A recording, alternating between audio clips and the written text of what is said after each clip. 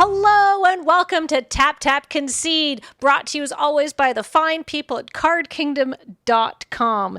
If you tell them Loading Ready Run sent me, button please, they'll send you one that says Math is for Blockers. And by you, the fine people who support us on our Patreon at patreon.com.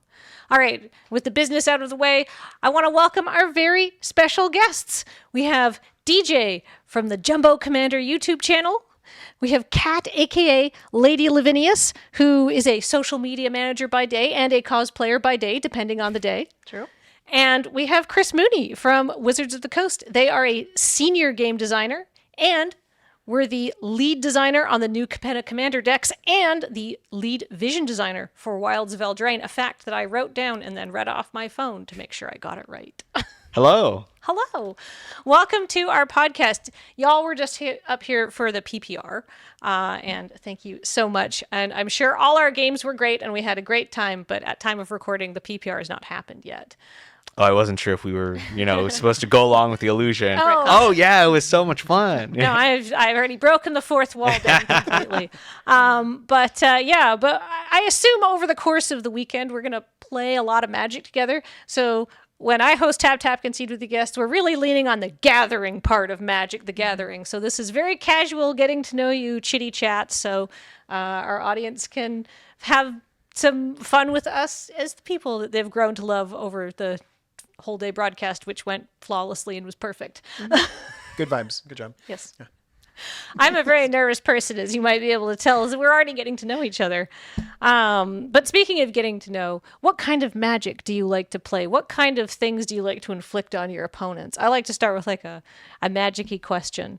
And I'm going to go down the line, going in order from DJ to Chris. Can you tell me about the most degenerate combo that you may have pulled off recently? Interesting. So the way that I like to play Magic is Commander, Jumbo Commander and stuff like that. And so the most degenerate combo that I pulled off recently involved an adorable little card called Nascent Metamorph. Nascent Metamorph is a 2-drop shapeshifter, and he's adorable, okay? And on its own, Nascent Metamorph is just a 1/1. But when it attacks, or blocks, you can choose target opponent, and they reveal the top card of their library, and Nascent Metamorph is going to be like, hey, I'll become a copy of that, which is a fun, random little card. Sometimes you swing in, and Nascent Metamorph's a mana dork that gets eaten by the blocker, and sometimes you swing in, and Nascent Metamorph becomes something disgusting that takes out your opponent.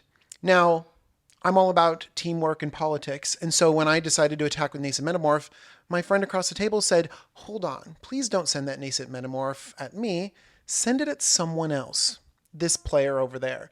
And if you do so, why don't you choose the top of my library? And I'm like, that's an interesting request, but you know what? Let's see where this goes. So my one opponent decided to cast Vampiric Tutor, searching their library for a card and putting that very particular card on top. And then as I swing in with Nascent Metamorph at my other opponent, I reveal the top of this other player's library, and they had stacked a Phage the Untouchable on top of their library. My Newt turned into Phage, the game-ending creature, went straight through my other opponent, and on turn 3, just kicked them out of the game. Teamwork made the dream work. One player wasn't playing Magic, but 2 of us had instantly eliminated another, and a good time was had by all. By 2. Oh, by 2, yeah. By 2 of us, yes. That's incredible. And you didn't get got to the if you didn't cast it from your hand, because it didn't come into play. Yeah, exactly. It just became that. And so it even went around that clause. That's degenerate. Oh, thank you. Who ended up winning that game? I did not, unfortunately. but I didn't die from a Phage, so that's fine. No, and yeah, my opponent had to draw that Phage on turn 3, which, honestly, isn't even that good of a draw on turn 3. So didn't die to Phage, even though I didn't win, got to kill someone. That's a good game of Commander right there. That is very fun. Well, and I feel like you absolutely nailed the the assignment there. Oh, thank you. Take those ideas and put them in your own pocket for later times, viewers. Kat, what's something degenerate that you've done recently? So I really like the janky side of decks, and so I was playing a Commander game. I cosplayed as Delina Wild Mage, and so I wanted to make a deck for her. and I was in a commander game. It was late in the game. There was only me and another person. The other person had just swung out, and I knew I was dead on board the next turn. And on the field, I just had one of my favorite all-time cards, Mirror March. So I had a way to gain haste. I had an anger in the graveyard, and I played Delina, and she hit, and I flipped 6 coins in a row for Mirror March and got her, and all 6 copies on attack had over 15. So they copied themselves, and I had I think it was just enough for lethal, and I won the game from an absolute Hail Mary where I should not had no sense winning that game. But it was amazing. Did you say you almost had, did you attack multiple it was just me and the one other person. Okay. And we're face off, but they had just swung out, and I was like fully dead on board the next turn. And I needed exactly that, and I've never seen it before, and neither could they. As every dice roll hit, every flip, their face just went into more worry and stress, and it was a great game. Oh my gosh, that is wow. That is also very degenerate, but also very cool. Fun. That's magic. Yes. And, game can switch like that. Mm-hmm. I just have to say that I think that this has got to be one of the least degenerate groups of people that I've ever talked to. Because as you'll see when we get to my story, I think that all of these things that we've described are far from degenerate. I think that they all sound very fair and awesome. You won 6 coin flips in a row. Like, that is, Yeah, you deserve to win that. Yeah, absolutely. Lady Luck of Vilnius.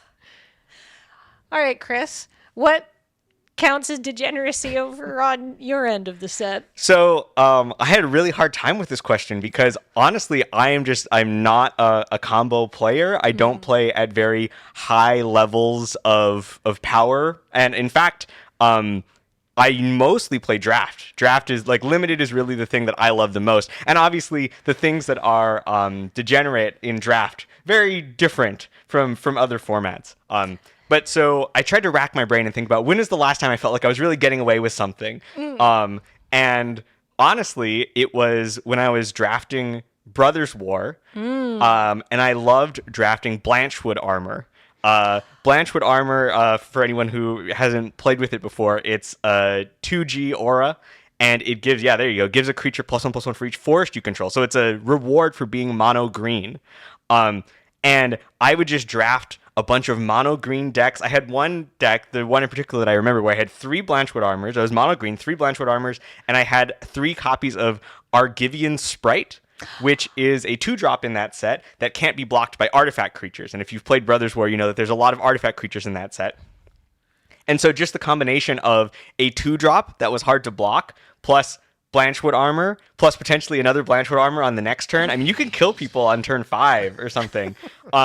And that's what counts as degenerate in my life. That's what I like to do, is just finding draft decks that not a lot of people are playing and can maybe surprise them with something that they weren't expecting. And so that when you said degenerate, I thought through all of the games I played in the last year, and I was like, you know what? This is when I felt the dirtiest. This was just killing people really fast with Blanchwood armor in Brothers War Limited.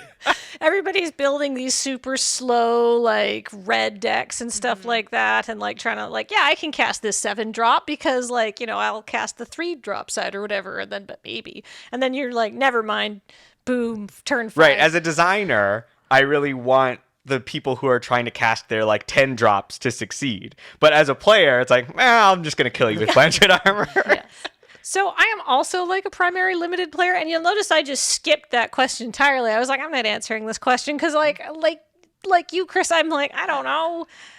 Realizing that if you're the only green player in a pod of Lord of the Rings, that you're probably actually going to do really well, so I'm also a limited player. And I feel just because we can't do the same amount of degenerate stuff doesn't mean that we can't make our opponents also feel like they got dirted out, though. I mean, I love that feeling in Magic is in draft, because you can't always guarantee that you'll get the things to make it happen, to me it makes it even sweeter when it does come together, because it's like, oh, all of the pieces had to align perfectly. Yes. I think of some of my other favorite sort of sideways strategies in Limited, like Laboratory Maniac. And just drafting the decks where it's like, yes, I'm trying to mill myself out and raise dead my Laboratory Maniac back to my hand to cast it on the last turn.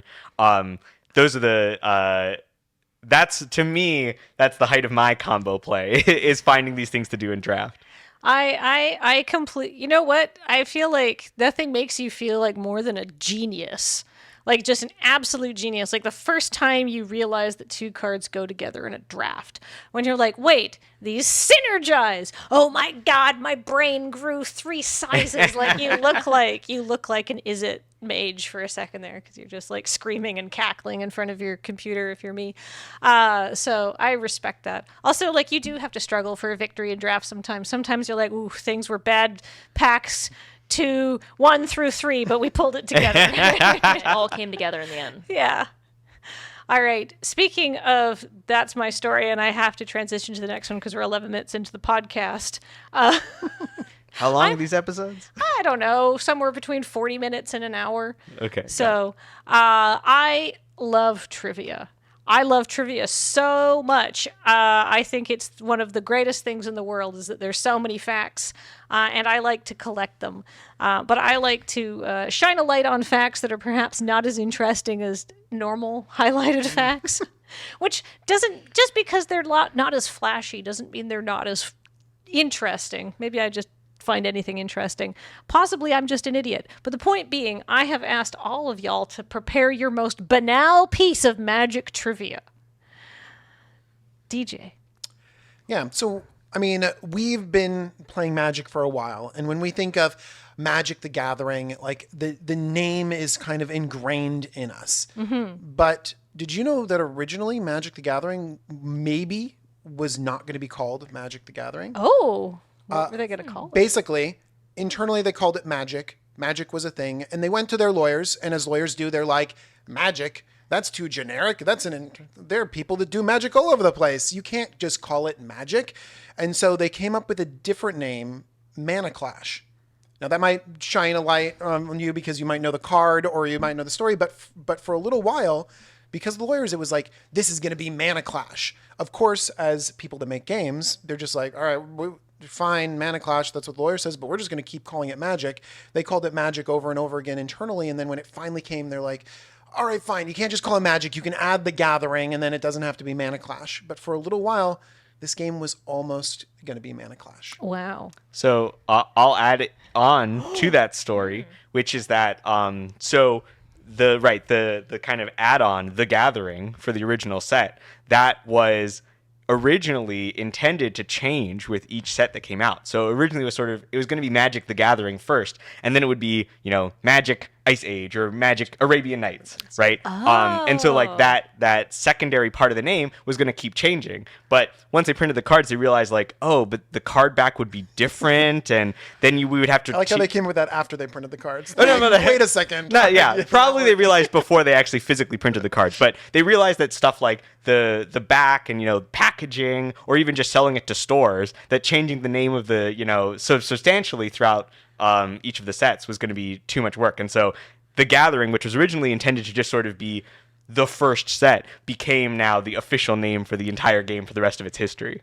Ooh. So what do you guys think? Would you have rather had it be, do you like Magic the Gathering, or would you have been like Mana Clash? What do you think would have been a better name?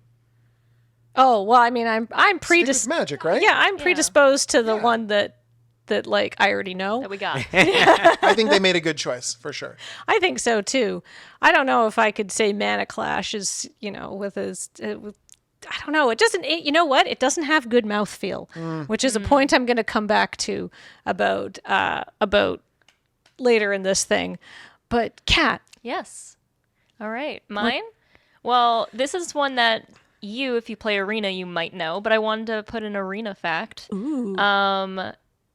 You are limited in Arena to 250 tokens on the battlefield for any one player. And it was because the card Scoot Swarm broke it down. Players were creating hundreds and hundreds of tokens, and the client was breaking down. So they had to make a decision to have a cutoff limit because games kept ending in draws, clients kept crashing, and so now you just have 250 of any token. It could be across multiple different types of tokens, but it's 250 total, so you can't go absolutely insane with Scoot Swarm anymore. Right. What if you make more than 250 tokens? Is it just It just does nothing. It just goes into nothingness. Oh, Yeah, 250. the value and then stops. The value stops, exactly. So make your most valuable tokens first. okay. Good to know. That must have been a stressful weekend for the arena I team when can that only was imagine. discovered. Why does everything keep bogging down? I don't know. Wait, really? Oh no. Swarm. Scoot Swarm.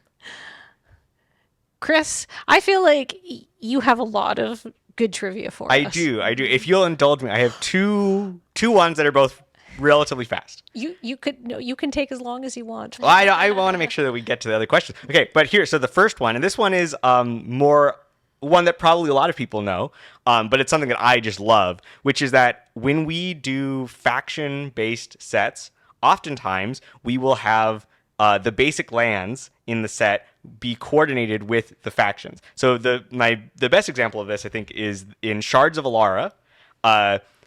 The Shard of Bant is white, green, and blue. Well, there's a forest that is set on Bant, a plains that is set on Bant, and an island that is set on Bant. And since white is the central color of the Bant shard, there's actually 2 of the 4 plains are on Bant. Oh. So, like, if you take all of the plains, 2 of them are on Bant, 1 of them is on Esper, and 1 of them is on Naya. And so if you look through all of the basic lands in the set, you can sort of get a sense. See, so like right here, this is the plains that is set on Naya, right? So it's like a jungle That is clearing. a Naya Plains for sure. Yeah. Yeah. Oh my gosh. And so this is one of the ones that's on Bant. And so I love this little attention to detail on these basic lands showing off the various different shards. You can also see this in Khans of Tarkir, for example, where like if you look at the plains, there's 1 Mardu. This is the Esper plains on the screen right now. If you look at the plains in Khans of Tarkir, there's 2 Abzan plains, 1 Jeskai 1, and 1 Mardu 1. So if there's a lot of, so like, for example, this is the Mardu Plain. So if you ever want to go back and look at the basic land arts for some of these older sets, it's really cool how This is good trivia. Look, this is the Abzan Plains, right? Yeah. And so if you look at it, you're like, oh my gosh, that's the Abzan Plains. And Yeah. then you can like kind of figure out like, do I know the shard or the whatever well enough to be able to guess the Yeah. Yeah, you plains? recognize That's it. hilarious. It's I really love it. cool. And it's a really cool way, I think, of helping to get across the different factions and the different, the biomes of the world and whatnot. So that's my first bit of trivia. I love collecting basic lands. I love the art and all that stuff. So I always love sharing that piece of trivia for basic lands. Here's my second piece. This one is actually, I don't think is something that is very well known outside of Wizards. It's not a secret or anything, but it is something that I think very few people have really gotten to know about. And it's Eldraine themed. So in the original Throne of Eldraine, there are 5 legendary knights at Uncommon. Most people probably know Sir Conrad because he is a commander all-star. Maybe you've also heard of Sir Kara the Bold, who's another sort of like fringe Romano red, gets to draw some cards. But there's 3 others, Sir Farron, Sir Eleonora, and Sir Alan, 1 per color in the original Throne of Eldraine set. If you look at their art, inside of their art, they all have a little white burning circle somewhere on their person. And that's because that is the sigil of the burning circle of Castle. Oh, no, I'm totally blanking on the name now. Not Vantress, not Embert Lochthane. Ardenvale? Ardenvale, yeah, the white one. I totally forgot. But so Ardenvale has the Circle of Loyalty, which is this like white, radiant, burning circle that tests the loyalty of the knights. And it's also the symbol of the White Court of Ardenvale. Oh. And these 5 knights all have that little sigil on them because they are the 5 chosen knights of King Kenrith's like elite squad. So you can kind of think of that this is like the round table to King Kenrith's Arthur. They are the 5 knights that were specifically chosen by him to represent, each of the 5 courts in the old Eldraine. This is something that it's just a little detail that's in the art. I saw it in the art descriptions, actually, when I was looking through our internal database. It's not necessarily a secret, but it is something that, we didn't have a lot of the focus of the story for that set. It was really focused on the journey of Will and Rowan to find their long-lost dad, plus Garrick, who had been cursed at the time, was kind of under the thumb of Oko. So we didn't necessarily get a ton of lore backstory on some of these minor characters, but I think that's just a really cool little note that you can still see in the art, is that they were intentionally all given the sigil of the burning circle of Ardenvale to represent that these were the 5 elite knights of the realm. Oh my God, that's incredible. Yeah. There's another art callback in the new Wilds of Eldraine to those characters, isn't there? That's right. So the 5, each of these characters is featured on the Virtue Yes. cycle. So the Virtue is a cycle of mythic enchantments. They all have adventures. And so here's like the Virtue of Loyalty. So each of them, the Virtue is the representation of that was the virtue that the old, court of the realm valued. And then the name of the court is in the adventure name of each of them. So you have, Ardenvale Fealty and Vantress Visions. So these are representing sort of the focus of Wilds of Eldraine was a bit more on the wilds and on the fairy tale side of the plane, but we wanted to make sure that we had some representation of the courts of the realm, which was a huge part of the original set, to make sure that, it's like, hey, they're still here, they're still important. They took a lot of damage with the Phyrexian invasion, but they're still a key part of the world, and we wanted to make sure that they had a high-profile cycle to really be able to show them off. So it was super awesome. Art director, I think Neil was the person, Neil LaPlante, who is someone who works at Wizards with me, was the person who basically concepted these cards and said, hey, let's get these 5 old knights into this art so that they can show up again for people who can recognize them. It's a fun little Easter egg. That's so cool. Those were both very interesting facts. They were not banal at all. I thought that was amazing. Some people find basic lands banal, but... Absolutely. Those people are wrong. I'm already into the spicy takes. That's okay. I've prepared an exceptionally banal fact to make up for it. All right. Did you know that the words gloat, leisure, malfeasance, and scofflaw do not appear on any Magic cards at time of recording that have been published?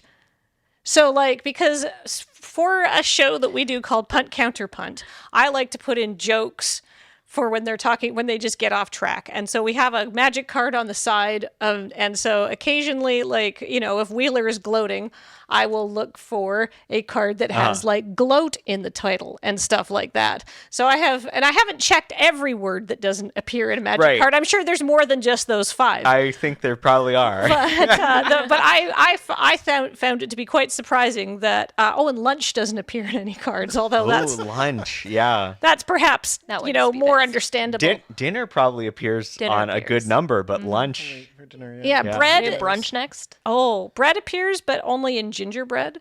But yeah, these are the kind of words I search for on Scryfall. So gloat is kind of surprising to me that we don't have any cards about gloating. We have boast, I suppose, which is similar to gloating. True. But malfeasance, that one is less surprising to me that it has not yet made it onto a Magic card. That's such a good name for a Magic card. It is. It's a very Magic card sounding word. It's a real word, and it means up to no good, essentially. I like to collect words that could pass as some sort of Victorian child's name. I feel like malfeasance could be the name of some, child in some I sort also of book. think it would be a great name for some kind of devil or demon character in Magic, where it's yes, malfeasance, I was gonna say the benevolent is the opposite, but Malfeasance, the quite rude. Malfeasance, the troublemaker. Yeah. But yeah, and scofflaw, which kind of blew my mind that scofflaw is not on a card.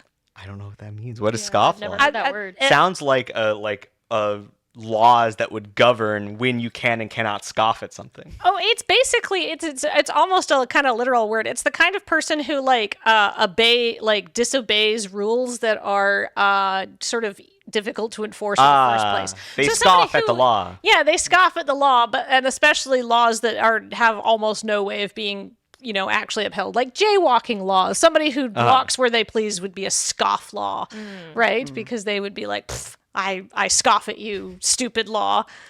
Legendary devil, malfeasance, gloating scofflaw. Oh yeah, there we go. I think that would be too many characters. From my limited time so I've done a few creative texts, and I always get hung up on character limits. I think of like, how many lines do I have? I've been Means how many pitching- adjectives I get to put on. Like, that's too many good words in one magic card. You got to spread it out. Yeah. I've been pitching, the double-decker name bar. Oh, really? Where, it goes to the second row. Now that's a hot take right there. That's how you can tell I'm not on the art team. People, I think that's a great thing. I think we should have more long names that are the kind of names I come up with anyhow. Speaking of names, this is why I put my fact last. Everybody has opinions about naming magic cards. I have opinions about naming magic cards, despite the fact that I was just talking about adjectives. One of my favorite sort of conventions for naming magic cards is like when you just have like two words that are smushed together. And like, for example, like there's like a card, it's like a common, it's called Pollenbright Druids or something like that. It doesn't, like, I don't remember what the card does, but I remember reading like that when I was fairly new to Magic and being like, oh, yeah, okay, cool, I can pronounce this, and like it gives me a real it's very evocative based on the words they've chosen of like what this character's vibe is almost, right? I love that. I think that's like, maybe, is that the most sophisticated? No, but I like making the names accessible to people, right? Especially, as fun as words like malfeasance are, if people don't know what that means or how to pronounce it, maybe it's not a good name for a magic card. So yeah. Do y'all have any like favorite magic cards, and what makes them, or favorite names for magic cards, and what do you think makes a good magic card name, DJ? Yeah. So I started playing Magic a long time ago, and one of my first decks that I put together and played a lot was a mono black deck. And this was classic early Magic, where you would Dark Ritual into a Hypnotic Spectre, and hopefully get up to your, Singular Vampire. But that starting point of Dark Ritual into Hypnotic Spectre was the best feeling on turn one ever. It felt so powerful and so spectacular. And so Hypnotic Spectre became a favorite card of mine. It's a 1 black for a 2/2 flyer, and when it hits your opponent, they discarded a card at random, which is brutal. Especially if you're swinging in on turn 2 and they're you just hit their lands out of their hand. It's oh my gosh, it was classic old school Magic, and I loved it. And that Hypnotic Spectre became kind of a nostalgic, iconic sound to me. But one thing that I love is that we can say a Spectre. And at this point in time, we all kind of know what that does. And that's so fascinating that we know that a Spectre is going to do something with your hand. It's going to disrupt you. And even now, if they come out with a Spectre, we're oh, cool. I don't even know what the card does, but you have this ingrained idea of what a Spectre is. And I like that a name can carry with it a mechanic, a kind of thing, all the way across Magic. And I think that that's just so cool that we have this built into us about what a Spectre is. Do you think that's helpful for you? Do you think having those names sort of just mean things across Magic is helpful for new players? I feel it is, right? Yeah, I would say so. Yeah, I mean, absolutely. It's certainly something that we think about when we're designing the cards, in terms of if we're trying to design for something like a Spectre or a Troll or a Skeleton, which are things that historically in Magic have meant certain things mechanically. I think over time we've become less strict on it. It used to be that certain things always had to do, so for example, Trolls always had to regenerate, and at some point when we got rid of regenerate, we were oh, well, what if Trolls were just hard to get rid of in various different ways? And I think it's important to maintain some of that, because it helps people to sort of pick up oh, I get what these things represent, right? Imagine if burn spells weren't always flavored as, fire and lightning or, a rock hitting someone. But it was like, we just flavored them as literally anything. Like, back in the day, there were some burn spells that were ice themed. And yeah, I mean, that's totally in a vacuum. That totally works. Just, someone gets hit with an icicle, that'd deal damage. But I think you gain so much by having the flavor connect to previous cards that people start to learn, when I see direct damage, now I think of fire and lightning and stuff like that. And it means that you can convey new ideas and new flavor by piggybacking on those old ones. What a good answer. Kat. Yeah. Do you have a favorite Magic card name? I do, and it plays off the exact opposite of you guys saying, where it's nice and easy to pronounce it. It's Asmeranda Mordekaida Sindikuldakar, which is just as many letters as they possibly can fit on a Magic card. As you can see, it's very difficult for new people to be able to pronounce. It's hard even for seasoned Magic players to pronounce, but it is super fun. It's like a challenge, and it's noticeably different than anything we've ever had. So I think it's really great. I have a very funny story about Asmerando Mardica Dicetina Kuldakar. Is that it was in an episode of Punt Counter Punt. So Wheeler, Nelson, and I all had to learn how to say Asmerando Mardica. Oh no, I can't say it. Even if it's you easy to get messed up. practiced and known, it still trips you up. It's like Welsh, but Nelson had to say, more like Asmerando Mardica Dicetina Kuldakant. And that was very difficult. Can't. An ambitious punchline. It was a very ambitious pun, and I think it took 10 takes, and even then I had to stitch two of them together to make it sound just super perfect and even, because just thinking about it, you get tripped up on it. I mean, this is a great choice for a name, because are you aware of how much the name inspired this entire card design? No, I don't actually know the backstory. Okay, Please. so the backstory is that Ethan Fleischer, who was a huge hand in both of the two Modern Horizons sets, he loves old school Magic lore. And for many years, his party trick was being able to say Asmeranda Mardica Dicetina Kuldakar just off the top of his head. And he always wanted to put it on a Magic card. And so he was in charge of the vision design for Modern Horizons 2. And he was like, I'm going to put this character in. This is going to be finally this character will get their day in the sun. Because previously they were only featured on flavor text. So he put the card in, but the problem was that you couldn't put a mana cost on it because it's too long. The name is too long. You can't fit any mana symbols on there. So that's what led to the theme of essentially a madness cost, being able to cast this card if you've discarded a card, because that meant that you didn't have to give it a mana cost. You could cast it in another way. And so literally this character is in the set because he loved the name so much. And the design of the card was inspired by the fact that you can't give it a mana cost because of the name. So I think Asmore is one of the most name-driven cards in the history of all of Magic. Yeah, I mean, the name literally decided what the ability or how they are played. So that's top-down design, baby. Yeah, top-down. You start with the name. Yeah, literally. Right down the card.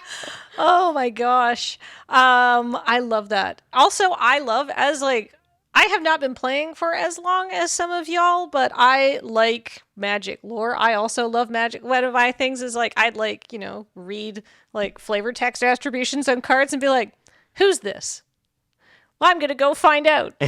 How scintillating. I realize not everybody's idea of fun is to go find a Wikipedia page, but I think that's great. And I love all of any time that old flavor text attributions can become real cards. Yeah, it's always fun to make those. I mean, two of our most popular characters that we've reprinted a couple of different times are Gisa and Geralf.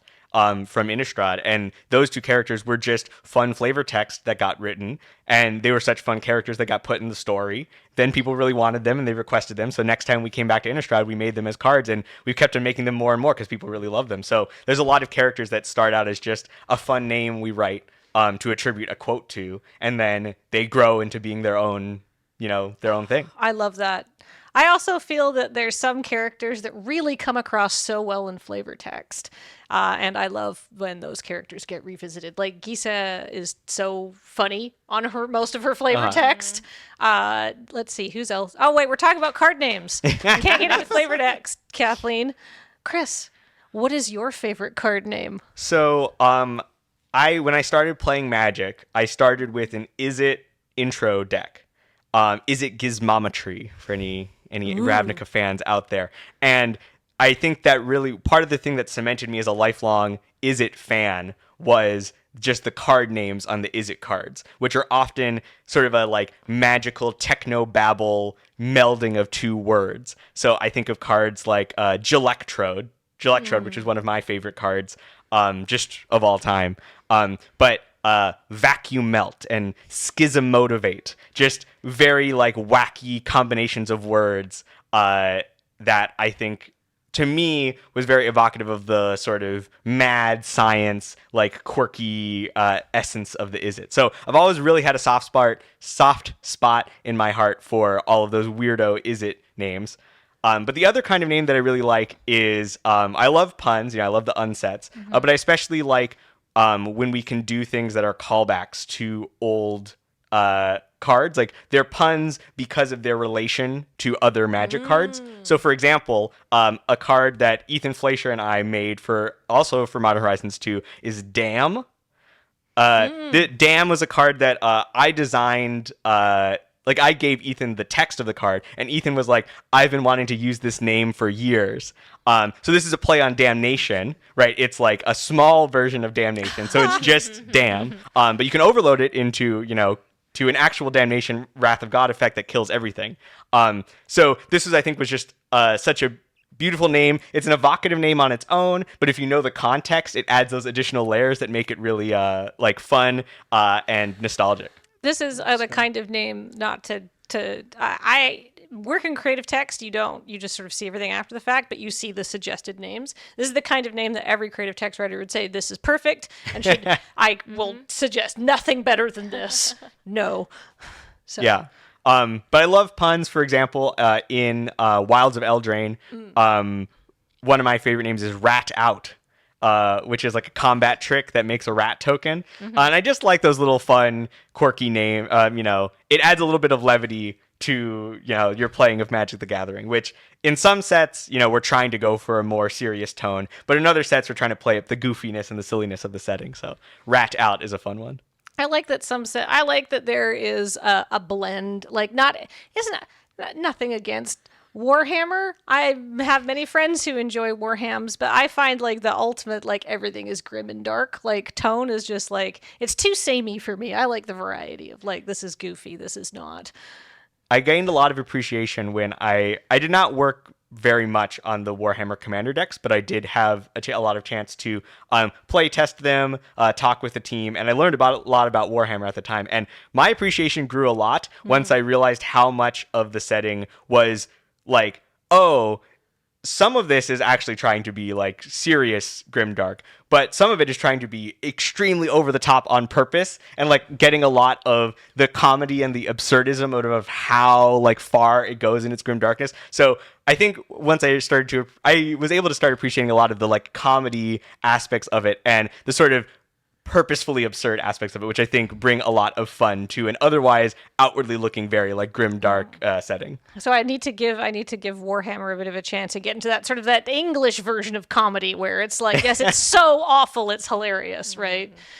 I mean, yeah, there's definitely a lot of fun and funny elements of that universe as well, in addition to all the blood and guts. All right, well, maybe I will not be quite put off, but you will all be put off.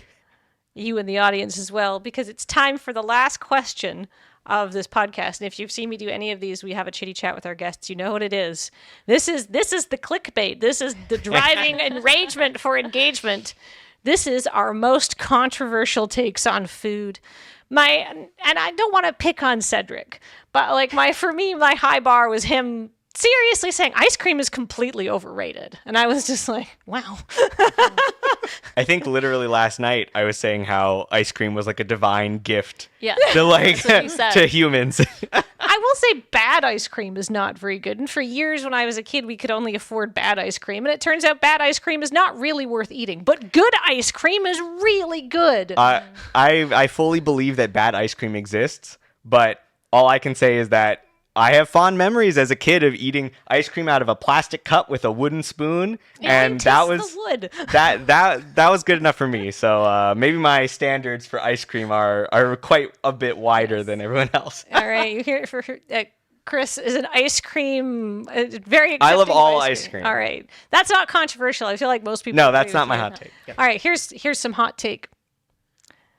The only bread that tastes good and is worth eating, in my opinion, is the bread that is not good for you. Get those seeds out of here. Get that whole wheat. No, give me white, fluffy, perfect bread made with the chocopan dough and stuff like that. I want it to be basically a confection, and if that's not the case, I don't want to eat it. See, I'm right there with you. I don't think that's controversial. Oh. I'm fully there. Okay, good. I'm making a sandwich. It's a nice, I fluffy agree white with bread. you too. Oh. I'd rather just not eat bread than eat weird crackers Mm-hmm. on a sandwich. Yeah. Maybe just the four of us are degenerates on Yeah. bread, but I'm in the same boat. All right, See this what is they say. this take has been moved from spicy to how could you say something so so controversial and yet so brave. All right, so okay, bread is delicious, but only if it's unhealthy. So I tend to if I can't have the kind of bread that I deem the best tasting and textured for the food I'm making, I don't want to eat it at all. So I'm the kind of person, if I'm going to buy bread, I end up with like 6 different breads in my house for like different preparations of things. So I don't know if that's controversial, if that's a problem everyone else has. It's like, well, I can't use the crusty bread for this. I need the soft Different bread. types. I stopped keeping bread in my house because I ate too much bread. So I kind of shifted my diet away from a lot of bread-based things because of how much bread I ate. If I had access to it all the time. Yeah, there's just a short shelf life, so you kind of try to have as many. Like if I have, like, I buy a bagel, I buy naan bread, I buy like normal bread. Like you gotta eat them all at once. Yeah. Basically, you have a time limit. It's definitely easier when you're living, when I was in college, or like even right now where me and my fiance, we don't live together because she's in med school. Right, like trying to eat a whole loaf of bread on your own, like it can be a lot. Like if you have a family, that's a could do lot it. of people to split the challenge. bread between. Yeah. But I find if it was just me, then I would be like, oh, well, I can't let the bread go to waste. That's why I've got to eat so much of it. And then I would eat a lot of it, and then I would get more. It would just be a constant cycle. So I'm looking forward to living in a house with more people where I can share the bread with them so that I don't feel as guilty for how much bread I'm eating. DJ, you have kids and I have a child, so we experience running out of bread on a regular basis. I imagine. Yes, definitely. But also they don't like the brown bread either. They don't like the Because healthy they're bread. smart. Yeah, exactly. So yeah, they don't like that either. But actually, in my child's mind, her hot take is that toast is superior to bread in every way. That's also true, though. Okay, there we go. Smart kid. I got a smart kid. Yeah. Yeah. I mean, It's like, why would I have bread when it could be warm and crunchy and you'll put butter on it? You get a nice thick piece of bread, and obviously this is that bad for you white bread, or like that nice the sourdough, but it's not too chewy. Whereas like my jaw Cinnamon hurts. raisin. Oh yeah, or some cinnamon raisin, and you can have that cold and it's fine. But you have it warm where it's the outsides are crispy. There's some melted butter on there, which is the best thing in the universe, and maybe the inside's still a little bit soft. These my don't gosh, sound is very it lunch yet? controversial. the These sound just facts. I mean, we might just be totally derailing to only talk about bread. But my favorite anecdote that I like to share, because I feel like I have to share this. It's very embarrassing, but it's like, to pay back my parents. But so when I was a kid, I was an extremely picky eater. They couldn't take me anywhere. Like I wouldn't eat anything. And so when we would go on vacations, they literally would have a big chunk of sourdough bread in their backpack that when we would stop to eat for lunch, everyone would get normal food, and they would tear me off a piece of the sourdough bread and put some butter on it like I was like a medieval peasant. And that's what I would eat because I was so picky. I just wouldn't eat any other food, and I loved bread. So that's what I lived on when I was a child. Thankfully I eat more now, although I still love bread, but My daughter is also like a fairly picky eater. But we went on a vacation and I was like, look, I'm not going to guarantee that there's all sorts of food that you're going to like. We're going to do our best. Obviously, we're not going to set you up for failure, but you have to accept that there will be new foods you have to eat. Right? Yeah. I mean, that's certainly, do not advocate for anyone to be or have a picky child, for sure. Get them to eat food. It's much easier if they eat food before the age of 21 or whatever it was for me. I had a friend in university who was still like that. She would just take, like, if we went to like we worked at the student newspaper and they'd do like catered dinners like at the end of the big conference, and it was really fun, and she'd just take her own jar of peanut butter and just grab bread and just make peanut butter sandwiches because she didn't like anything with sauce. But she also like got a. But yeah, I don't know. Penelope came out of that trip realizing she liked ham and cheese sandwiches, and I did, despite the fact that we were in Spain, France, and England, tried to find and eat at as many Japanese restaurants as possible because she likes Japanese food. Well, and so there you go. As you do. And so do we. So I was like, look, I'm not going to inflict, an existential crisis on you for every single meal, right? But, maybe you'll try something different at the Japanese restaurant. All right, who's got some controversial food? Actually controversial food? I got one that's actually controversial. Okay. You guys will probably disagree with. So you remember, macaroni and cheese is a loved food, right? Everyone loves it. And a lot of times people will love and fixate on that blue box of macaroni and cheese, of quick macaroni and cheese, or if you have a brand with bunnies that you like or something like that, but you have your box macaroni and cheese. Yeah, that's trash and you're wrong for liking it. Yeah. Well, I got a gasp. That means it's good. Because macaroni and cheese that comes out of a box where you make the cheese from powder is disgusting. Yeah, and it's so if you want something as sacred and wonderful as macaroni and cheese, then you should give it the love that it deserves. You should make a roux. You're going to tell me to fry make flour a roux. and butter together. Yes, you should put butter and flour together. You should add your milk, and you should pay attention to the milk that you're adding, and you should do it slowly so it doesn't get gritty. And you should add real cheese slowly so it melts and goes across all of your pasta. And you should be conscious of the pasta that you're using. Bunnies? Really? That's not the best thing for properly coating a delicious cheese sauce. So you want a spiral pasta to really pick up those ridges? Oh yes. Okay. Artisanal. No, just kidding. Yeah. But yes, if you have a high surface area pasta, then that's going to hold the sauce very nicely. That's what you need. And so macaroni and cheese is fantastic. It is wonderful, and so many of you are picking the wrong stuff. Get it out of there. Can I say one? I kind of agree with everything you've said. Also, you should make sure your milk is not cold from the fridge when you're making that roux. You should heat it up in the microwave for 30 seconds or a minute or something, because otherwise it makes the sauce not as good. And also you should put some of your pasta water into the sauce to give it some starch to help the sauce stick to your pasta afterwards. And I completely agree with everything you said, which is correct. But also I will point out that the other stuff tastes bad, and I like the taste because I'm a goblin. I just, you know what? I was raised on that plastic tasting garbage, and I love it. To me, it tastes like someone bothered to cook for me, and that is a beautiful and sacred feeling. Wait, so Kathleen, when you want that ice cream, do you go back to that kid's ice cream that you had before and you loved as a kid, or do you get nice ice cream? No, I get decent ice cream. I won't So eat treat it yourself all. to the good mac and cheese. But I too. like the other mac. Okay, so you know what you do is you take a box of craft dinner, as it's called in Canada, aka the poor person's choice, and you fry up some hamburger meat, and you put some Italian seasoning and garlic powder and onion powder in there, and then, my goodness, that's hamburger helper, but you didn't have to pay as much for it. How about this? If you have that hankering for cheap food, go ramen instead. Do a different noodle. I'm all about the cheap ramen. Oh, I eat but lots if you're of cheap doing ramen but if already. you're doing mac and cheese, acceptable. give it some All right. give it some attention. Give it some love. Yes. Bad mac and cheese is Nutmeg. not worth your time.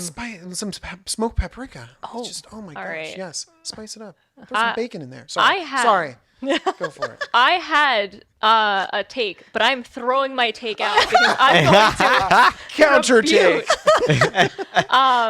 So my hot take is that boxed mac and cheese is better than making it homemade. I don't like the normal, like when you fancily make it, you go to a restaurant, has like a nice crust and stuff. Like it's fine, but I like the box stuff more. And specifically, macaroni and cheese shapes are better than normal macaroni and cheese.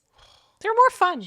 Well, I thought I was crazy growing up because I was like, I like the shapes, they're way better, and my mom's like, no, they're same thing. And then as an adult, I found out they actually contain slightly more sugar in the mac and cheese shapes, which is why I definitely like them. And so mac and cheese shapes, top tier, and they beat specially made fancy mac and cheese. That's my hot take. I mean, specially made fancy mac and cheese, often when you get at a restaurant, is dry. It depends. Like, honestly, It's I've like- had that means they various types, overbaked but it. Yeah. Yeah. homemade, just Home- from a box. Yeah. I like the box one. Yeah. There's no margin of error on a box mac and cheese like there is on homemade mac and cheese. There's so many failure points when you have to make a roux and not be incompetent. Whereas anyway, my 7-year-old can easily make macaroni and cheese. It's a great and powerful technique that she's learned. It's one of the first meals that like kids make on their own, and so it's like a rite of passage to make box mac and cheese. That's right. She doesn't want to be messing around with a whisk. I don't want to wade into the discourse here. He's like, I'll just say They're out. I'll just say that I do think that box mac and cheese is sufficient for the amount of effort it takes to make. A lot of the times when I'm eating box mac and cheese, it is explicitly when I do not have the time or energy to put into making an actual meal. I think that it's not that hard to make real mac and cheese. I think you can do it and not even bake it and just have the roux and the cheese sauce. Just think about it this way. Has anyone asked you what your favorite cheese is? Like, what's your favorite cheese? Has anyone ever said powder? No one has said that. No, but it's the same thing for like if you want to make ramen. There's like a whole series of making ramen. You can make the broth and the deepness, in that for the umami, or you could just get the ramen packet.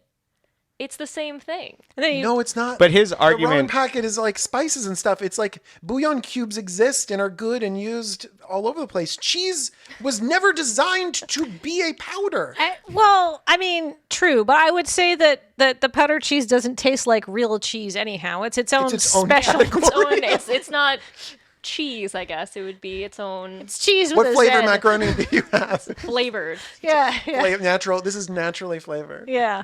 I do, but I mean, ramen. People have all sorts of recipes to dress up the powdered ramen packets. Like you put an egg in there, you True. put some That'll mayonnaise do. in there, you grate garlic in there. That's why it's my go-to fast thing. Instead of mac and cheese, like go for the ramen stuff. Oh, spicy ramen, put an egg in there, green onion.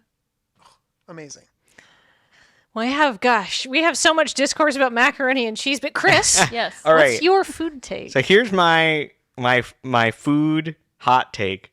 I think that fast food is not worth ever arguing about. And this is something, I think this is an unpopular opinion because people love to argue about fast food. Extremely a Magic player pastime that, love that. And my opinion is basically that almost everyone is just going to talk about their hometown place, whatever they grew up with or whatever city they lived in the longest, as having the thing that they liked best. And the point of fast food is that it is fast and that you don't have to think about it that much. So anytime that somebody is talking about like, oh, that place is so much worse than this place, like you should obviously go here instead of there. It's like, normally when I'm getting fast food, it's whatever is like a 5-minute walk away from the place that I am. I'm not really like, yeah, some of them are probably better than others, but if I'm going to fast food, I'm not really going for like the highest quality stuff. No, So I kind of just want to go and get something and be done with it. The best fast food is the closest fast food. So I know there's people who swear up and down that certain fast food places are garbage or are amazing. And you have to go here and you can never go there. But I'm just like, I just don't care that much. And I don't think that you should either. I think you should just go wherever. Oh, I disagree with you completely. All right, what is think the best they're- fast food joint and what is the worst fast food joint? I'm from California. So if I had my choice of getting a hamburger, I'm going to go to In-N-Out. And then at any other fast food place, like honestly, I'm like, I would rather just like if I'm getting my kids a Happy Meal, I just won't get any food. I will scrounge for healthy snacks in my glove box before I'll get like a Whopper or a Big Mac. And, I think that that's totally fine. The thing that I believe is that I should hear that sentence and be like, cool. And we should talk about something else. What I will not do is be like, how could you possibly say that about my favorite fast food place? My favorite fast food place clearly has better burgers than that other place that you don't like to go. I'm wondering if you're going through life, though, just going to the nearest fast food place instead of trying ones that are good. I just think, like... But they're all kind of bad. I'm also a California person, so I also like In-N-Out. But some people hate In-N-Out, Never had it. and I'm like, I just don't care about that. Wouldn't you? I don't need to convince love them to know that there's an In-N-Out around the corner and you don't have to go to the McDonald's that you ran into first. Well, sure. If I can pull up Google Maps and look to see what's around. I'm just saying that like if somebody is like In-N-Out is garbage, I can't believe how people eat it. There's no part of me that feels like I have to defend the honor of In-N-Out or I have to convince them that they're missing out. I'm just like, there's a cool. Five Guys. You go over there, I'll go over here. There's a Five Guys and In-N-Out right next door to each other. Which one do you walk into? Well, I live next to a Five Guys, so I'd probably go to an In-N-Out because I don't have access to it as much. See, there's so many different types of burger places, like McDonald's, Burger King, In-N-Out, Five Guys. We don't But have there's them just here. Taco Bell, and I'm happy with just Taco Bell. Don't talk to. Oh, you know what? See, like I hate Taco Bell. I hate Taco I could Bell. never go there. That's a hot but, take that we both hate Taco Bell. But here's the thing: is like I don't need to convince Kat to not like Taco Bell. Yeah, she can like a Taco I Bell. just don't care about it that much, and that's my hot take: is that you should just not care. Just let people go to whatever fast food they want. Just enjoy what you like. Let other people like what they like. If you want to argue about a restaurant where you're paying a lot of money and you're sitting down and we're investing a whole evening in it, then yeah, like I can get into a discussion about that. But for fast food, just go wherever makes you happy. Chris, your hot take is not a hot take. It's friendship advice. Hey, look, I think this is a hot take because so many people will contest me on, no, this fast food place is so much better. And it's like really, really like we should get into a discussion about the tier rankings of all the different fast food places. And I was like, my take on that is that I only have so many calories in my head that I can spend on something like a burger or something really bad for you like fast food. And so I need to go in knowing getting the best thing and doing the best thing that I can. Like, you know what I mean? Like really, really getting in and researching that. So I do want to hear in the comments down below the best burger places. Well, DJ, you have summed it up perfectly as a YouTuber as well. Tell us what you think below. Dongle the bongle, engage, etc. Please, the algorithm. Unfortunately, we've been talking for almost an hour, so it is time to wrap up this podcast. But I think we can safely say that as Miranda Mardice Marika Dice Nicole card is the best Magic card name. Yep. That the only bread worth eating is fluffy and white and will true. give you an insulin spike. And that just go where the closest place to get food is if you're grumpy enough that you're considering making a tier list of fast food restaurants. So thank you so much. Please check out Jumbo Commander. Where can we find you? Where can Go ahead and head over to YouTube and do all of those engagement things over there too. Jumbo Commander YouTube channel. Excellent. Kat, where can people find your content? On Twitter and Instagram is primarily for my cosplay pictures. Excellent. What are your handles there? Lady Lavinius. Perfect.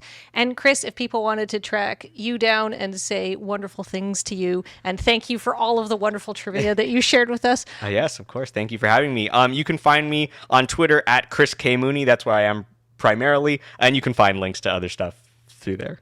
Awesome. Well, thank you so much to everybody. Thank you not only to Card Kingdom, the sponsors of this podcast. Get your button.